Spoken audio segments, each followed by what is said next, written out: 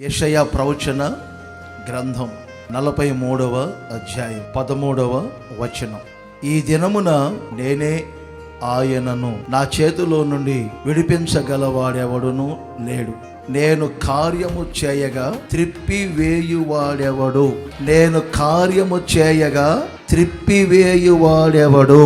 ఈ మే నెలలో గొప్ప కార్యములు ప్రభు మీ జీవితంలో జరిగించబోతున్నారు. నవనూతనమైన కార్యాలు ప్రభు ఈ మే నెలలో మీ అందరి జీవితంలో జరిగించబోతున్నారు. మీరు కూడా ఈరోజు రోషముగా తీసుకోవాలి.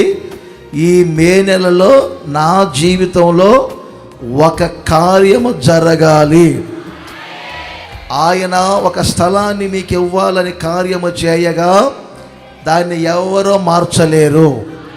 మీకు ఇల్లు కట్టించాలని ఆయన కార్యము ప్రారంభించగా దాన్ని ఎవరు మార్చలేరు. మీ పిల్లలకు వివాహాలు జరిగించాలని ఆయన ప్రారంభించగా కార్యం దాన్ని ఎవరు జరిగించలేరు. మీకు ఉద్యోగం ఇవ్వాలని ఆయన కార్యము ప్రారంభించగా దాన్ని ఎవరు చెప్పండి మార్చలేరు. నా దేవుడు మంచి శుభకార్యములు చేయునుగాక.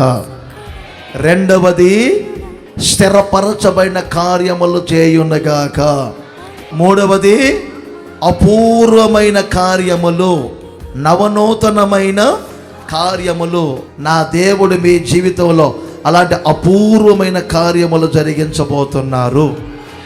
ఈ రోజున మీరు తలపెట్టిన కార్యం, మీ జీవితంలో ప్రభువు తలపెట్టిన కార్యం ఆయన సంపూర్ణముగా జరిగించబోతున్నారు.